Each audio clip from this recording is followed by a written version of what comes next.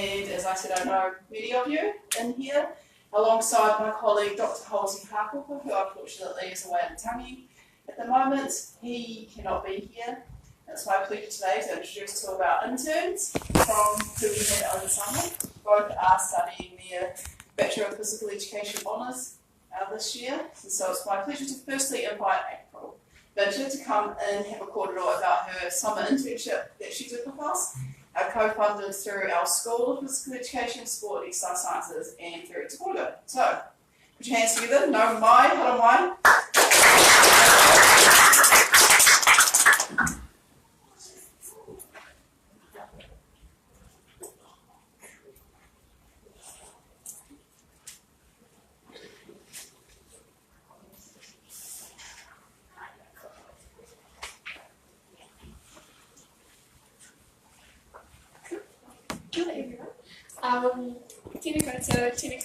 Tēnā koutou katoa.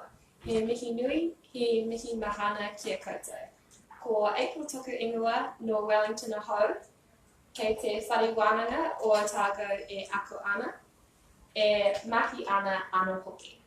Nō reira, tēnā koutou katoa. Kia ora everyone, my name is Aprille Mincher and I am in the final year of my physical education degree at Otago. While my passion has shifted towards clinical exercise physiology, I have learned such a variety of things during my time at Otago, and I've been provided with a very holistic understanding of physical education and health. Over the summer break, I completed a research project as a Koronga intern.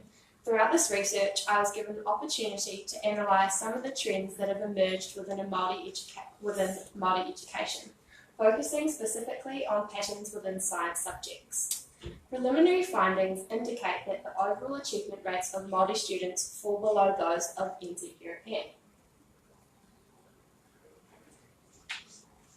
In addition to the low levels of achievement within science, Māori students have had a reportedly higher rate of dissatisfaction with the subject as a whole.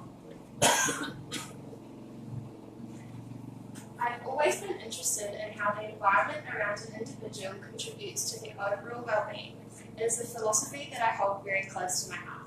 I personally believe that we are shaped by the environments that we are placed within, the nature of the interactions we have with people, as well as the world around us, and how we process these interactions shape how we will react, thrive, and grow from a given situation. It is the combination of this personal philosophy and the depth of the disparities seen between Māori and Pākehā education trends that formed the platform for my research. I wanted to understand why these disparities were occurring and how the environment, or lack of environment, contributed towards these trends. This forms the basis for the following research questions. So, how can the achievement trends observed around Māori science education be explained, and what could be implemented into this environment so it can be more conducive to Māori student success? So, using these questions as a guide, I'm going to step you through my summer research journey. As mentioned previously, the overall achievement rates of Māori students fall below those of New Zealand European. However, these disparities are not just limited to grades.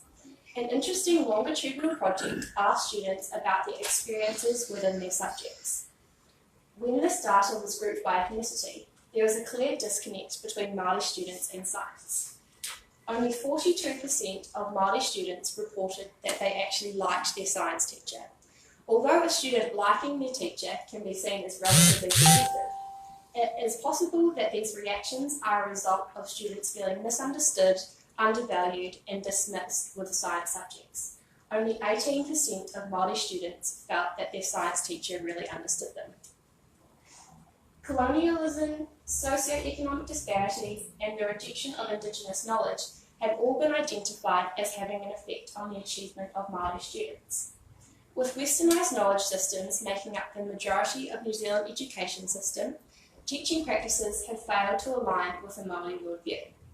This is shown to have a negative impact on the learning environment that Māori students exist within.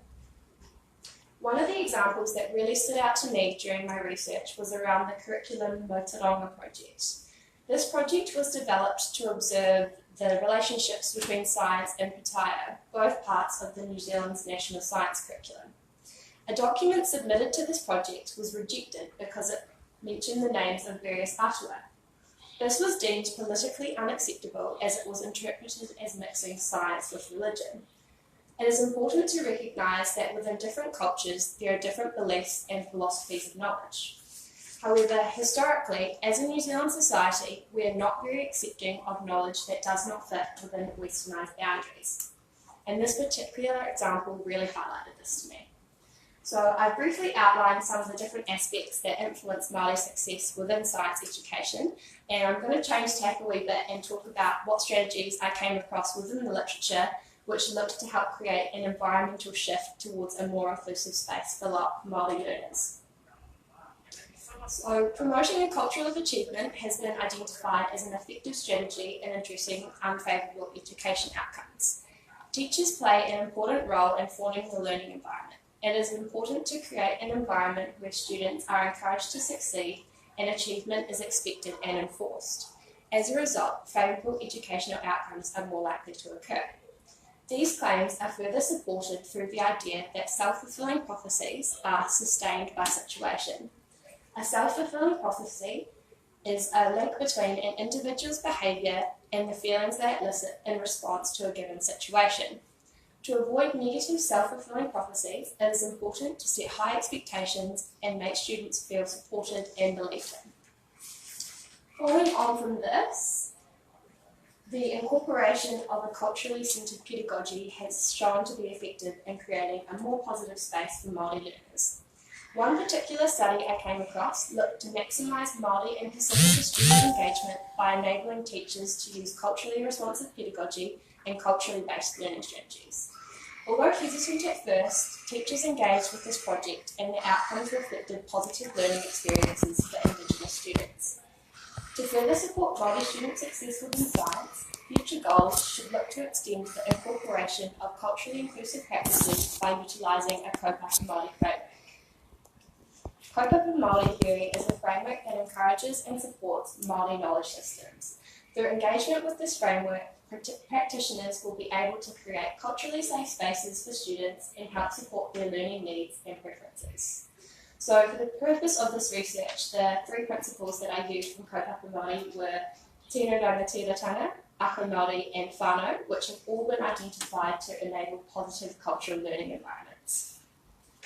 So I provided you all with a brief understanding of what the current environment looks like regarding Māori science education, as well as talked about some of the strategies that could be implemented into this environment to turn it into a space to better support Māori learning. So next I'm going to quickly talk about the methods and methodology behind my summer research. So this research was conducted using a qualitative approach, and data was generated for this study through observation during 2 wānanga. So I went to the Waka Arma Nationals up at Lake Karapiro as a volunteer, and also through the Hubs Wānanga, where I had a role as a tutor last year as well. So as the researcher, I acted as a complete participant. So to observe as a complete participant is to actively participate within the activity and fully immerse oneself into the environment. So with my research taking place within a Māori community, I employed the use of kaupapa Māori theory, as it is important to engage with a methodological framework that acknowledges, understands and supports a Māori worldview. So throughout my time up at Karapiro at Wakarama, 3 things really stood out to me. The first thing was that there was such a strong use of te reo throughout the whole week. As well as this, the importance of whānau and family connections were very evident. So one particular example that really stuck out to me was this conversation that I had with this little girl. We were just pushing her off from the wharf, and she was talking about how her nan and her mum were both out paddling and how paddling was really important to her because it was so important to them. And so in addition to this, the other volunteers who I worked with, they all had family who were competing or paddling throughout the week, and it was because of their family connection, that's why they were essentially at Karapiro. So lastly, the development of whanaungatanga was also something that I witnessed throughout the week. It was evident to see the trust, respect and commitment that teammates displayed to one another. However, observations of whanaungatanga were not limited to teamwork display just in the boats. I felt as if the event as a whole was an exhibition of whanaungatanga, as the athletes, coaches, supporters and volunteers were all brought together by wakaama and everyone was contributing to a common cause. So as part of the Koronga, I was involved with an initiative which looked to support Māori physical education students enrolled in the HUBS paper. So a HUBS wānanga was established at the beginning of 2017 with the goal of creating a culturally inclusive study environment for Māori students. As a tutor, the main goal was to break the HUBS content down and deliver it in a more familiar context. So examples of this included making connections between creation narratives and physiological processes by explaining them both as step-by-step systems. We incorporated activities that required the students to use a variety of study skills to access the HUBS content, and so this included looking for answers within textbooks, creating their own resources such as flashcards and mind maps. So it was important to us that the wānanga wasn't a crash course into the content, but rather a more interactive workshop that students could take skills from. So as my summer's project progressed, the importance of whanaungatanga and using culturally centred pedagogy were trends that continually emerged throughout both the literature and the two wānanga that I was involved in. So when I began piecing everything together, these two concepts acted as the foundation in which my recommendations were built from. So 4 main recommendations emerged from this project, and it was hoped that the implementation of these will help close the gap between Māori and Pākehā educational outcomes. So these recommendations include, firstly, establishing relationships with students and encouraging the formation of relationships between students by creating safe and comfortable environments. So by setting up a whānau environment within the classroom, teachers and students are able to work closely together to set up a culture of achievement which everyone has a contracted responsibility to uphold. An example of how this could be achieved is setting the vibe at the beginning of the session. So this can be done by outlining some simple expectations of the students, as well as stating what they could expect from you as a practitioner. The second recommendation I had was allowing students to choose their own learning topics. So by providing students with the opportunity to choose their own projects, they are able to take control of their own learning. An individual is then able to construct an environment that they feel comfortable working within, as opposed to being forced into a project that does not align with their values, wants or needs. By allowing students the opportunity for independence, their commitment and engagement within selected projects is likely to increase. It is important to acknowledge that in some cases, complete free rein is not going to be completely feasible or productive, so it's essential to set up appropriate parameters to find the right balance between limitation and liberty. So the third recommendation looks to incorporate the use of Te Reo Māori into the learning environment. So being a non-Reo speaker myself, I understand that many practitioners may have difficulty with this, but I also do believe that even saying something simple as kia ora when greeting someone is a fantastic place to start. Te Reo is one of our national languages in New Zealand, and unfortunately it has been recognised as a dying language. So pushing for the use of Te Reo within the classroom could be a good way to help the revitalisation of this language, as well as creating a culturally inclusive environment for students. And so my final recommendation is being able to recognise and understand that not all students are the same, and that teaching practices should be adjusted accordingly as a result. It is important to understand each student as an individual and recognise what works for them and what does not, and adapt learning environments and teaching practices to meet their needs. It is important to not try and shape the student to fit a mould, but rather reconfigure the mould to match the student. So this research has opened my eyes to the state of Māori science achievement within New Zealand. It has reinforced to me the idea that every individual is different. However, existing education structures currently struggle to reflect this. Māori students are being forced to adapt to learning environments that do not support or align with their value systems, and this is having a negative impact on their educational outcomes. We should be acknowledging and celebrating the diversity within our country and promoting flexibility within educational structures. When students cannot learn the way we teach, we should teach the way they learn. Thanks.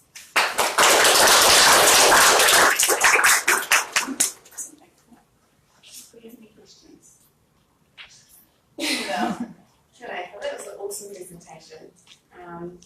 I was interested to know if you found anything when you talked about learning environment for Māori student success in science. Did you come across anything that looked specifically at the natural environment and the role that might play in supporting success for Māori students? There was a little something that I came across. It wasn't a lot of what I kind of based my learning around has been through Te Whare Tapawhā, which one of the main limitations of Te Whare Tapawhā is that it doesn't connect with the natural environment. But one thing that I did come across was in one of the papers that was looking at kind of self-determination and giving the students their freedom to choose their own activities. It kind of encouraged them to look at different aspects, so like using flax and kind of within engaging with science through that kind of pathway, but it was only kind of within that self-learning directed model that I kind of came across anything like that. That was very cool, thank you. So I'm in the physics department, and I gather you went right from secondary school science all the way through tertiary and what you were looking at. Do you think there's distinct differences between the two approaches currently? That was one of the main kind of limitations that I found within the research, is that there isn't actually a whole lot of tertiary education. It mainly is all focused kind of through the primary, secondary kind of stuff. So that was kind of where we tried to approach with our hubs whānanga to kind of see if we could kind of implement something like that. But it is definitely something that is lacking in the literature at the moment.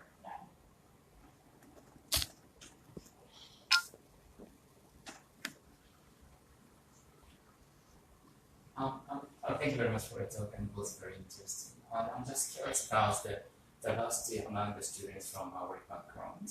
So those who can achieve high performance in the science degrees and who don't, I would say the sort of differences can make us to different degrees of achievements. I think that's a really good place where some of the things such as tuakana can come into play. So tuakana is essentially like a reciprocal relationship. So we have kind of an elder who's maybe a little bit older but has a little bit more knowledge as well, and working with someone who maybe isn't quite up to the same standard. And so I think it's a really good opportunity where the high achiever can implement and solidify their own knowledge by kind of helping out the person who's maybe not as much of a high achiever, and then that also kind of creates that whole whānau environment as well. So it really comes down to having that culture of achievement and then working with one another and forming those whanaungatanga essentially. Yeah. Hi, I'm Aprille with Koronga. And I was just wondering if you think that implementing things like this, I think that sounds great, but do you think it's a thinking that if you implement things that are really successful, you don't actually close the gap because they're successful and brings an achievement for everyone?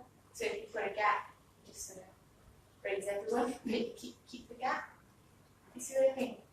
I think so. I suppose in terms of the way that we were kind of approaching this sort of study was looking at how we could really kind of, sorry, I'll start again. So I suppose with Māori learners, there are some things that they do learn differently throughout. So their worldview is a bit different to, say, a westernised worldview, and I think that's where those main gaps are occurring, is that most of science or education in general really is based on those westernised views. And so in terms of that's kind of where our gaps arise, and so we're hoping to kind of lessen the gap by changing education so it's better suited towards a Māori worldview as opposed to kind of a westernised worldview.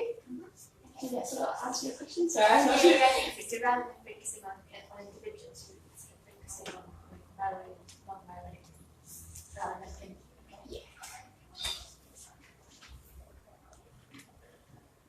not so much a pathway, but more like a commendation coming from Māori advocacy background. I really love seeing the inclusion of te reo in science, and I think it is really important And you mentioned even just saying something like children, it's just important to be able to say someone's name correctly that can have a really positive impact on students. So I do really commend you on your findings of that throughout your research, and that's really, really cool. Thank you. Awesome. Yes, Yeah, go. I agree. So in the physics department, through the Wānanga, I guess all of the summer groups that they have from rural and non-decimal schools, they've actually given feedback from the critical office schools that there is a lack of te reo science materials. So we've been trying to get funding to do that, and it's amazingly hard for something that's an obvious gap. So yeah, so we should probably talk about a possible summer project on this, because I think that's great. Yeah, te reo is great, but yeah, there is this lack of material to be able to do it, even for the people who are completely fluent and multi-fluent. So Awesome. Well, my own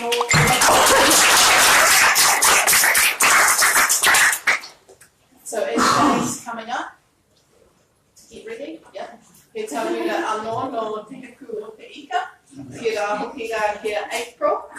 So one of the main elements of Te Koronga is to address issues such as which April has discussed, a current issue within our New Zealand science system. Is how do we increase everything mildly for our students, for our communities at all levels across the system. And so that's part of what we try to collectively work toward within Te Koronga. And staying on this education kaupapa as well, which is Shane's focus within his Bachelor of Physical Education honours degree, when he's looking primarily at whakapapa, or at genealogical constructions of the world. It's a good definition. And pūrākau, or of our story, of our ways of how we connect into the world, that he'll be talking about his Ngā Pau He Maramatanga funded, so the National Māori Centre of Research Excellence project group, of which he was supervised by Hawati, looking at spatial dimensions of cultural identity. So no ngā te kahu ia, so ka homai anō koutou I ngā pakipaki kia Shane. Ngā mihi mana kia koutou. Today I'll be speaking about my summer internship over this last summer, and Hawati titled it Spatial Dimension of Cultural Identity, and I still do not understand what that means. And he was trying to explain it to me over Zoom, but I was zoning out the whole time, but it all sounded pretty choice.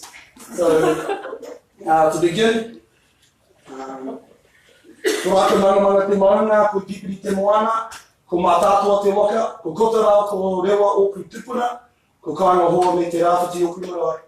Ko ngā tikota me pātukeha oku hapu, ko ngā hui te iwi, no te rāwhiti ahau, ko shei Witehira toku ingoa. So the kōrero that I'm going to do today, I'm going to start off with the aims and research questions. Then I'm going to move into the research methodologies and methods. And then come to the major findings over the course of my experience in Te Rāwhiti, and to discuss some of the historical accounts of Te Rāwhiti and how we came, where we migrated from, and how some of the various hapu were formed. And also talking about some of the geographical sites that are almost special, not to me, but all of our whānau Te Rāwhiti. First of all, I just want to thank Ngā Pau Te Maramatanga, Te Koronga and Hawati Hakapa and Marie Jackson for giving me the opportunity to reconnect with my whānau, as well as the places of Te Rāwhiti, and this is in Ngāti Kahu, Te Pātū Marae, where I was given the opportunity to do a wero for Margaret Lutu, who's a professor at Auckland University. So yeah, this is some of the opportunities that that Ngā Pai gave me, as well as gathering kai for my karaua, reconnecting with whānau. She was my teacher at Kohanga Reo at Te Rāwhiti Marae, giving me a role to function as a tohukara. So yeah, when all my cousins will come, I'll take them out on the water with my uncles. We're teaching them how to dive and swim. I was given opportunities to clean up our ohe, because our whānau in Te Rāwhiti struggled to recycle. And yeah, significant one was renovating my marae, kaingaho marae, so yeah.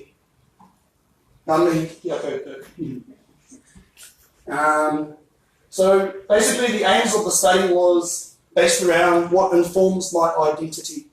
And so some of the questions we created, me and Halti, were how does being in place and with people inform identity? How does pepeha, how does whakapapa, more tiatia, and pūrākau of people in place inform identity? And why is it important to connect with people in place? And so I try to simplify each research question, so yeah, because it's so big. There's so many aspects that inform your identity. So moving on, the methodologies that I used was kaupapa Māori, and the principles that I used for kaupapa Māori was whānau iho, whānau, and ako Māori. I think that they are significant because obviously when I was going to Te Rāwhiti, whānau iho is a principle where there's a transmission of knowledge, of your ancestral, cultural, and traditional knowledge. So tonga tuku iho almost validates the passing of knowledge and how they did it, and that goes through ako Māori, how they deliver that knowledge to you, and whānau was a huge part of that because without whānau, that knowledge wouldn't necessarily be given to me. So whakawhanaungatanga was a huge aspect to learn the knowledge. So even being in place and with people, you can still be ignorant, but that whānau aspect, it brings you together with your whānau and you get to connect with them. So like through wānanga, that's where the majority of knowledge comes from, but not necessarily just wānanga, it was also through mahi, through mōhiotanga, so the sharing of knowledge through kōrero, daily kōrero, my karaua, my grandparents, my whānau family, the whānau of Te Rāwhiti. So I would go around to each house and just knock on doors, really, like that's what it took. Because you had to go to them, you can't ring them up and be like, hey, let's sort out a date. It was pretty much go there and annoy them, literally. Because I've been ringing up some whānau and they'll say, yeah, we'll do this, we'll do that, and then it comes to the time and it's like, oh, sorry, bud, we're a bit busy, and which is fine, they are. So I found that when you just turn up, they just, yeah, come in, take a seat, god damn it was Becky again. But like it was almost reciprocal because when I was there, my uncle Peter, for example, me and him, he'll come over to our house and have a cup of tea and he'll talk about the marae and how it needs renovating. So like, I'd love to awhi manaki the whānau and come to the marae and help you in exchange for some of the knowledge that you have on our people. And so yeah, it was almost like a reciprocal relationship that was established, and that motivated me to go and gather some kaimoana. So when I do go to their house, I have something to give in return. And so yeah, I'll go and me and my grandfather would always help each whānau who needed to do something such as like killing a pig. Kaimoana as well as house chores. There's a lot of things to do in Te Rāwhiti.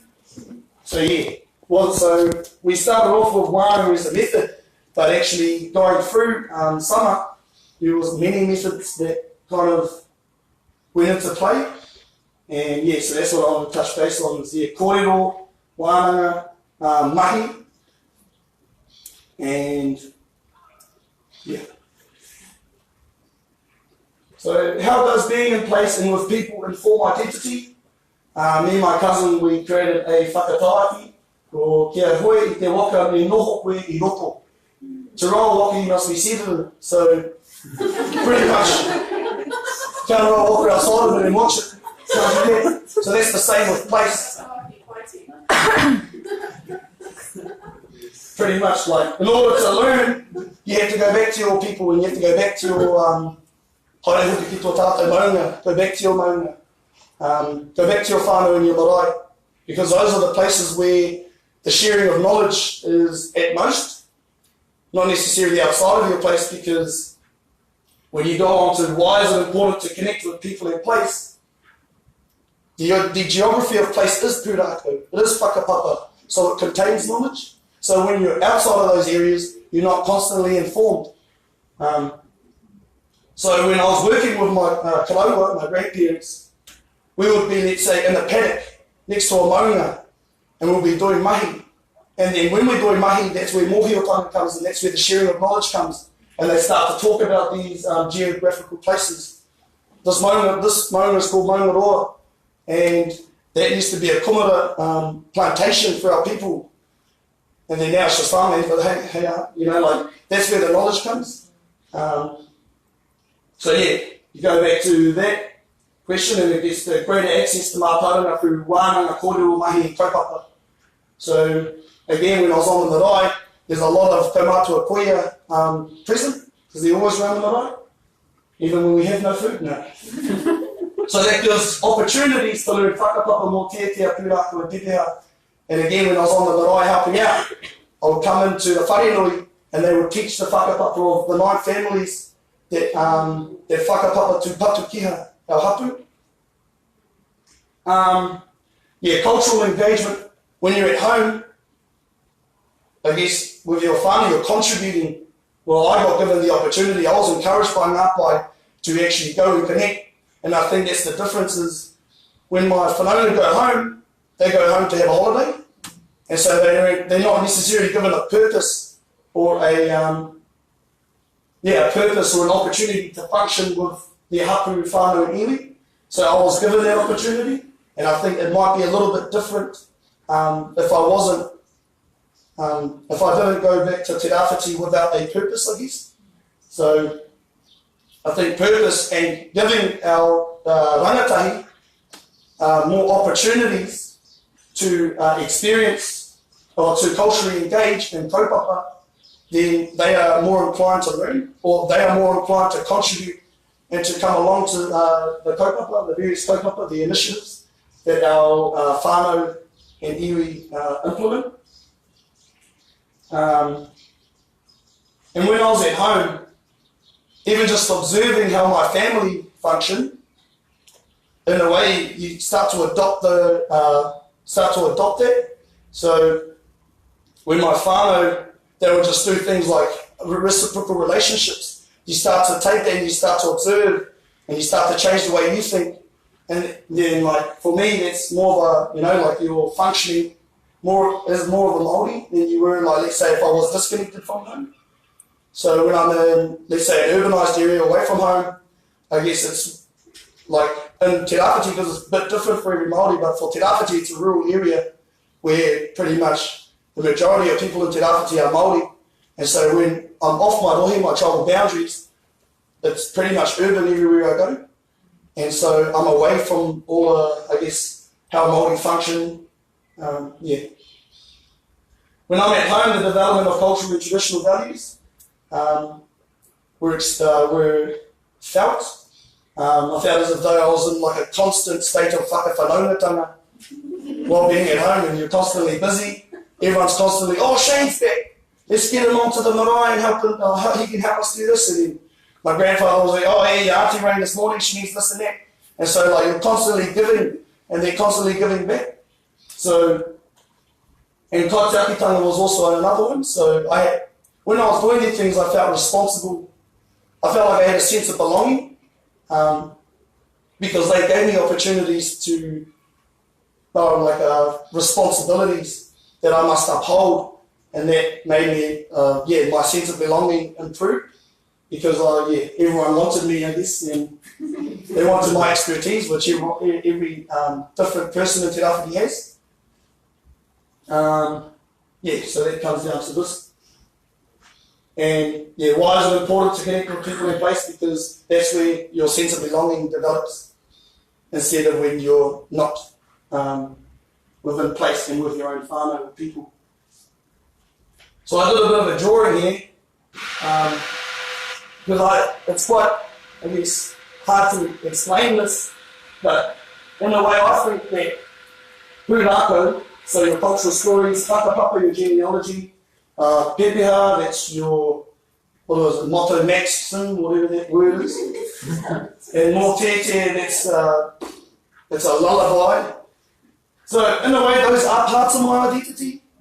That's just how I see it. As well as they explain my identity. So this part here is pretty much, it is my pūrākau, whakapapa pepea, mō tētia, and I'm the red dot. And so when my whānau is informing me about these things, they're informing me about my identity, so they are my identity, that's just how I think, they're my inherited identity. So when I was born, or before birth, I already had an identity, but it's their responsibility to give me, like, teach me it. And at the same time, I'm developing my own identity. So in a way, how I think of that is we have two identities, our own, as well as our tupuna's, or our inherited identity through these concepts.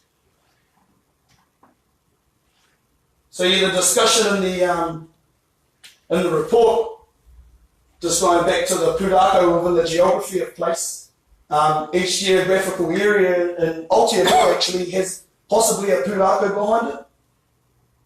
And they use the geography of place as a pedagogy to teach, which stimulates mōhiotanga sharing of knowledge when you're actually in your rohi. There are more culturally safe environments when you go home. So for me, I felt comfortable because I was living with my karaua, which was a safe environment where sharing knowledge happened like every cup of tea, really. As well as walking on my maunga when they taught me the theory of who I was and the geography of place. I did a bit of a hike on my maunga to actually look at some of the geographical places that they were talking about to confirm and to just develop a better understanding of it all. So that's where theory and practice comes together, because if you learn about it and you're away from home, then I guess you'll never comprehend what that place will look like. Yeah, pretty much what I was just saying before. You're more involved in mahi and other kaupapa while you're there. So yeah, you're constantly engaging in cultural activities and with whānau. So yeah, so while I was back, pretty much when I was younger and after university, all I was given the opportunity was to learn my pepeha, but I never could really understand how my pepeha came to be, how it was formed. And so that was a huge privilege for me when I went back. Even my pepeha had its type of evolution that here's the final product. And so with Epipede, it's actually, the full name is Epipede Heading Waka, the coming of the Great Migration. So that's our, I guess our worldview really is that according to my whānau, the waka came here, and then once they went there, then they all dispersed across Aotearoa. So yeah, moving on to Motu Kōkako, the hole in the rock, if anyone's heard of that place. The name speaks for itself, the place of the kōkako, and that's where Ngāpuhi kept kōkako captive to use as a commodity, to trade for other natural resources. Motu Kōkako was also a lookout and used for communication because they could see both coastlines from that point. And it was also used as a proving ground for araki, so they would be initiated. So what they had to do is they had to swim across the Motu Kōkako, they had to climb up the cliff to gather the feathers of the kōkako, and then they had to come back. And this rock over here is called Tiheru, and the pūrākau behind that is when the waka came in. A tiheru was a bailiff for the waka, and so they looked at the bailiff, they looked at the land, and they went, no, we don't need the bailiff anymore, and then they threw it. And apparently when you're up on Motu Kōkako, you can see it looks like an actual traditional tiheru. So that's the full name of Rākau Mangamanga. Rākau Mangamanga mai Hawaii here ngā waka o ngā tupuna me haupau o te wharetako o Ngāpuhi. God, my tupuna had a long time, eh? And here's the time they played. And according to Peter Witehira, my uncle, he talks about that as the branches of tribes coming from Hawaii, in the waka. And yeah, something about te wharetako o Ngāpuhi, because Rākau Mangamanga is a pillar of Ngāpuhi, and there's multiple pillars around Ngāpuhi which form our whare tapu o Ngāpuhi, te whare tapu o Ngāpuhi. And so Rākau Mangamanga is a geographical place that splits Papatōnuku and Ranginui. And there are many pillars that surround that create our tribal boundaries, such as Mount Manaia near Whangarei. Ohu Tūtea, I was told that it is the last tapu place in Te Rāwhiti. Every other place, through colonisation, our whānau, they wanted to go around to each tapu place to uplift the tapu through karakia. But that place was avoided, and that was used as the stream coming down, the Ohu Tūtea stream, was used as a baptismal font to baptise our araki. Yeah. So before coming to Te Rāwhiti, so the hapu of Te Rāwhiti is Patukiha in Ngāti Kota. And prior to coming, the first inhabitants were Ngāti Raumati. And you can see down here in Matarawa, they Ngaitawaki ki te Wāku, Ngaitawaki of the deep forest. That's where they first started, and they branched out to Te Waimate Kirikiri. And that's where they got the saying, Ngaitawaki ki te tua whenua. Yeah, I'll go back to that. So, when they went to Te Rāwhiti, it was in 1770 when Ngāti Miru and Te Wāhi Ne Iti, they were attacked by Ngāti Raumati, and in that event, Whitirua, Te Auparo and Te Kārehu, they were killed in a turnip patch by Ngāti Raumati. So Te Hōtete and Ngāti Kota did a raupatu to Sekpatu in 1800. But the children of Te Auparo and their sister, Te Kārehu, the brothers of Te Kārehu, Rewa, Te Wharerahi, Moka, Te Kāinga Mata, they weren't satisfied. So they did a second raupatu in 1826, and that's where they pushed off Ngāti Raumati past Taupiri Bay, so that's where they formed the Moana boundaries. But later on, there was a girls' war in Russell, and that was between Moiwaka and Ngāti Manu, Ngāti Rihia. And when the war happened, Ngaitawaki had Moiwaka's back because she's a descendant of Hera, and they were fighting over Captain Brian. So the girls of Ngāti Manu and Ngāti Rihia, I was told that they were jealous of Moiwaka and her love, her relationship with Captain Brian. So when that happened, Rewa and Titore is from across the ditch over there, from Waitangi, they came to Russell and they kicked off Ngāti Manu and Ngāti Rihia. And so that's how they gained that area. And so they gifted that land to Wārena and Kei Mangonui, who are Rewa's children. And so that's where we started to move in, and that's when Ngaitawaki started to come in from the various places of north of Ngāpuhi, and that's where they started to form Ngāti Koto and Patukeha. Patukeha means the killing in the turnip patch, that honours their mother and their sister who died and were eaten. So Te Rāwhiti marae is, these are my two main maraes. Patukeha owns this one. Kainga Hall was once a native school, and it opened in 1906, and then it converted into a marae in 1964. So thus, the Moana boundaries for Ngāti Kota and Patukeha, Taupiri to the south, Motu Kōkako to the east, Tiki Tiki to the north, and Tāpeka Point, or Tāpeka to the west, which is near Russell. So Ruri whakapapa mō Tietia, Pepeha and Pūrākau through Wānanga, they had kōrero, mahi on the marae and around our rohe, and various kaupapa would not have been possible if I did not go back to Te Rāwhiti. Thus my identity would not have been informed and my relationships with place and people would not have been developed. So some of the future implications that I want to do is go around Aprille and go to those various places that I connect to, so I can learn more about who I am in accordance to those people in those places. Yeah. What I want to do later on in life is actually go go internationally as well with all my whakapapa across seas, so like Hawaii. When I go to Canada to learn my whakapapa through Hinenuka, who according to my whānau, she jumped on a ship in Hawaii with Captain Honeho, or we call him Honeho, but his name is John Howe, and they came to New Zealand. Yeah. So that's some of the stuff that I want to do. My last message today is haere hoki ki tō tātou maunga, haere hoki ki tō tātou iwi, haere hoki ki tō tātou marae. Engari tēnei kōrero, tū Māori mai, tū Māori mai, tū Māori mai. So go back to your mountain, go back to your people, and go back to your marae. But when you go back there, just stand as Māori, stand as Māori, stand as Māori. O reira, tēnā koutou katoa.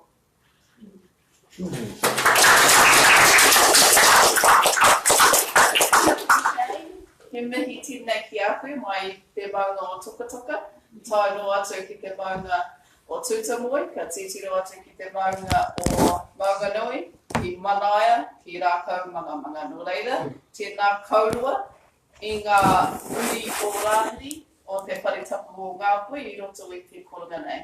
So thank you Shane and April as well, of your whakapapa to the Sacred House of Ngāpui, who have both shared your kōrero today with us. So I'd like to open up to any questions to Shane. That was great, thank you. And I think it ties really nicely into what April was saying about learning in place and identity in place. Sometimes I get involved in discussions about sustainability of the university, and people get quite obsessed with recycling or whatever. And occasionally I'll be provocative and say, but we're taking a bunch of young people away from their families, and we're taking them away for basically 3 or 4 years and isolating them from that. How do you feel about that kind of statement at the university? Do you feel it isolates people, or does it add something? When you're moving away from... Yeah. In a way, I think I've actually learnt a lot more about who I am from Te Rāwhiti, being away from Te Rāwhiti. But then when I go back, I'm more inclined to learn the deeper understandings of who I am. So coming back, going away, I was just like, oh damn, like walking around, like I really want to know who I am a bit more, my whakapapa. And so I went back to do that. And yeah, pretty much. Like I guess, like living in this society, it's almost necessary for me, if I want to grow within this society, I have to move away, because if I live rurally, there's no options for me out there, there's no employment, there's no education. So I guess I have that responsibility to go off and to make use of this world and then go back and apply my expertise. Because the whānau of Te Rāwhiti, they're basically just trying to survive and do everyday living. And I can't do what I do now while being in Te Rāwhiti, because there's no options.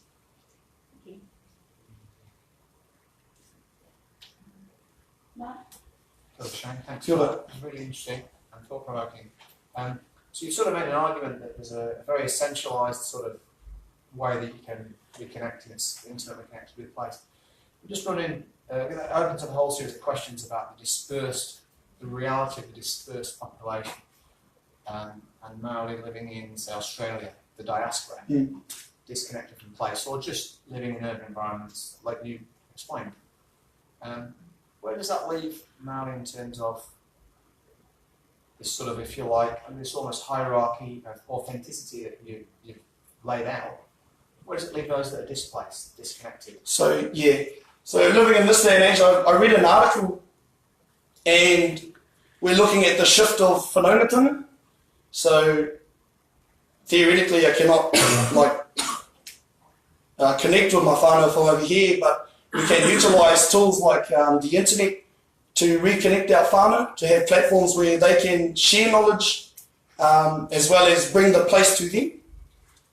Just like what you're doing, Chelsea, with the Mona and the 3D glasses, is it, with your grandmother, because she cannot physically engage on her Mona because she's too old.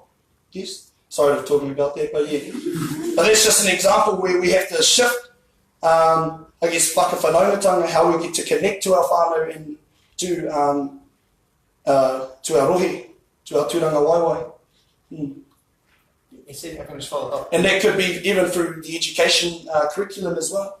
So looking at localised knowledge of, let's say, Ngāpuhi, so teaching them at schools, at mainstream schools, Yeah, I think that's a really interesting thing to sort of tease out the reality, the complexities of lives in the context of this idea of dispersal and the multi-layered nature of people's identities. I don't know if you saw in the news the other day, they announced that the New Zealand Māori were going to play against the Australian Indigenous Rugby League team next February. And the big thing in the news and players said we're really excited about the opportunity we get to express ourselves on the field through, through our Māoriness. And then people pointed out that there were several players who could play for both sides.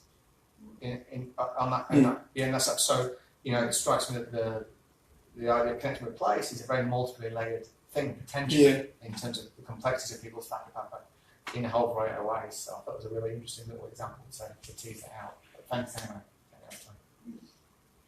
And yeah, just going back off that, like, because I grew up in Rāwhiti, Te Rāwhiti, and so to me, it's different. Like, I don't know, for people who didn't grow up in their within their tribal boundary, so growing up away from their home, I don't know what that's like because it wasn't necessarily me. I spent half of my life living there, and so in a way, for me to go back, it's quite easy because I've already had those relationships established years ago. But I think that other Māori might find it difficult to reconnect with their whānau just because they've been away for so long during their upbringing. So yeah, that's like, I think there's like different scenarios for each individual Māori, and some might find it difficult to actually connect or reconnect. That's what I'm driving at with the question. There's lots of layers and complexities. Yeah, Beyond your own project, but very interesting things to start to explore in a globally connected world. There's a really great recent book chapter that's been written by Gianna Leone in Te Ko Parapara, which addresses these multiple layers of identity, and particularly in the modern world too, and the new book of legal five studies here. That's addressing some of those issues. So in the diaspora today. We have a question from Frank on. He says, "How do you preserve the sacredness of this knowledge so that it is looked after for the future?" Kia ora, great question. Yeah, well, my research question was, why is it important to connect with whānau and with your iwi, your hapu, in the lands within your rohe, is to simply go back there and seek that knowledge. Like I said, it's quite difficult to plan, especially in Te Rāwhiti, because our lives are so unpredicted. So I just turn up, and if they're there, they're there, and if they're keen to talk, then they're keen to talk. If they're too busy, then I'll come back tomorrow morning or something.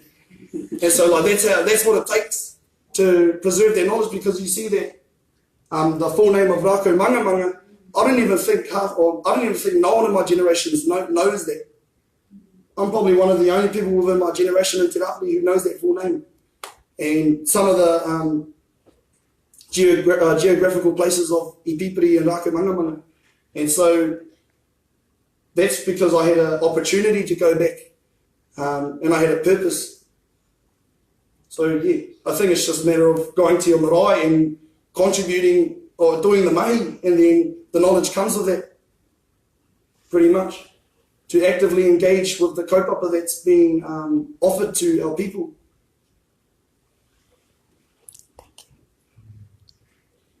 I'm sorry for being so late.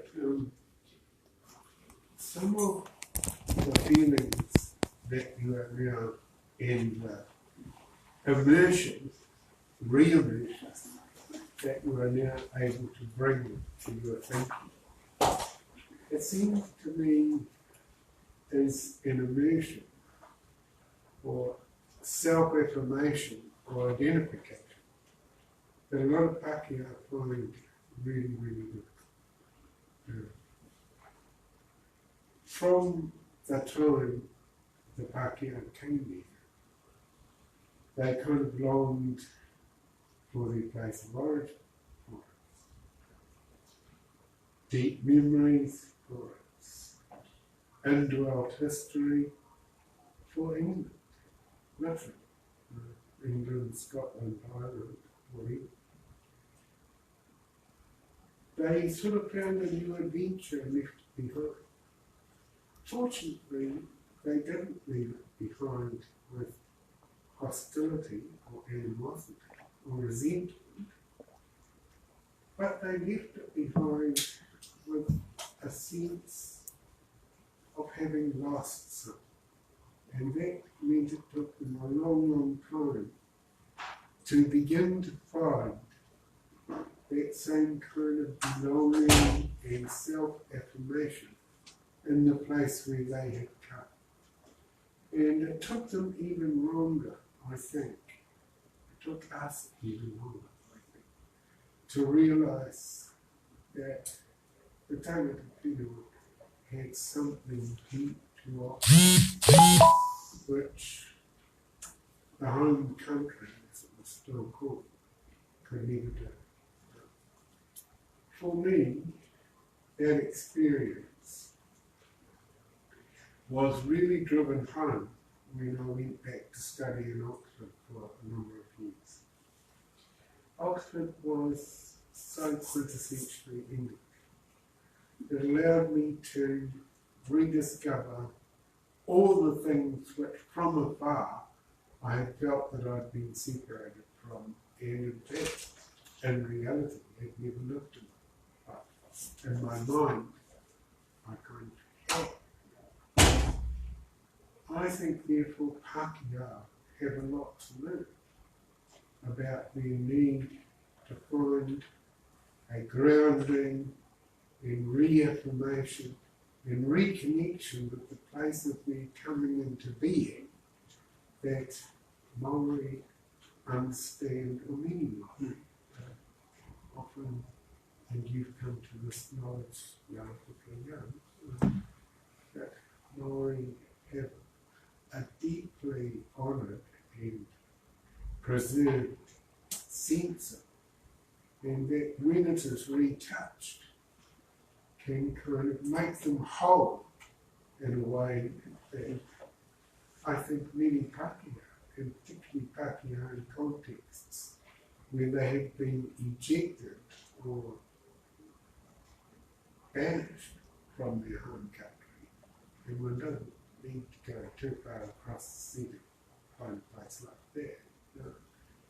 But many Pākehā just don't understand the great richness and affirmation of the things you barely recognise in yourself because you're not even thinking properly about them.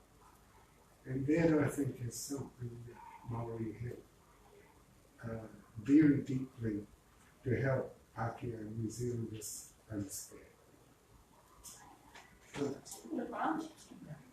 I think even Māori struggle to have an identity these days as well, so I guess that's the same thing for Māori, and I think with identity, I think it's a human need, like every human needs an identity.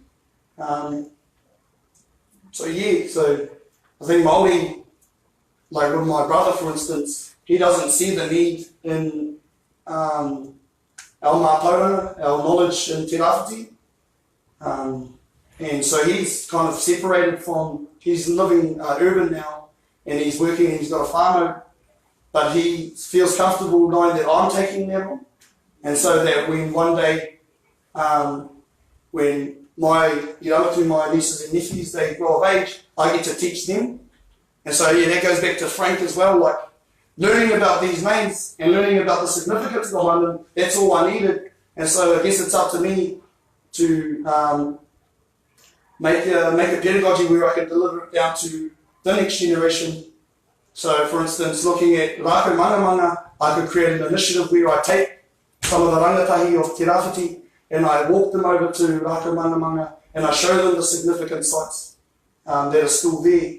And I talk about them and I use tūrākau whakapapa to explain our connection with the land and with the people of Te Rāwhiti. So I guess what our generation is up to is we're trying to find ways within this society or within this world to deliver our cultural knowledge, traditional knowledge, ancestral knowledge in a way that our next generations will properly learn it, I guess, or see the significance in it. Ka pai, Shane. Well, we'll finish there. And with your whakatauki, kia hoi i tō waka, me noho koe i te waka.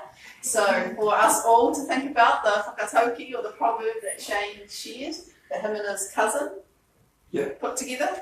And that is this is how whakatauki or proverbs also get shared too, to continue on that knowledge, is that they're said too, is that we all have our own waka.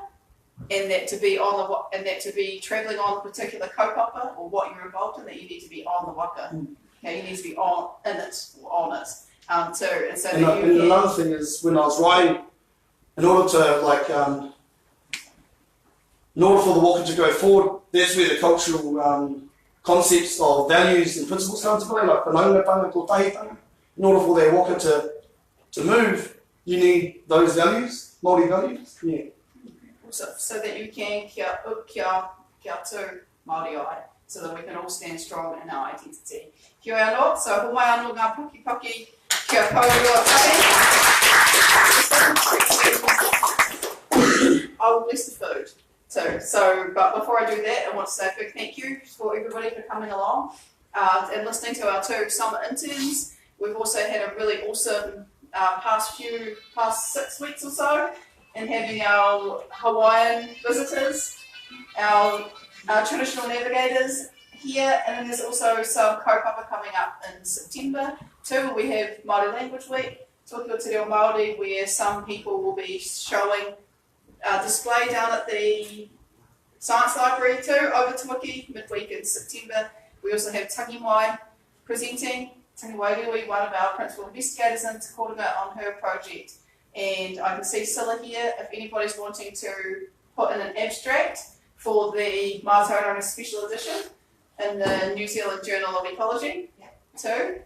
Then we'll put up another post about that on our Te Koronga Facebook page to jump on there.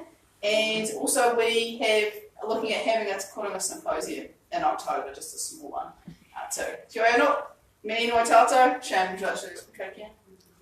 Alright. He honore he kororea ki ngā hoi atu no te kaumāori. Ko hori he te kai, nā no ato he gomai tāne mahuta, au ni teki rongo ma tāne tanga ro ki ora. Tūturu whakamau ai ki a teina. Teina. Hui e. Sorry, e.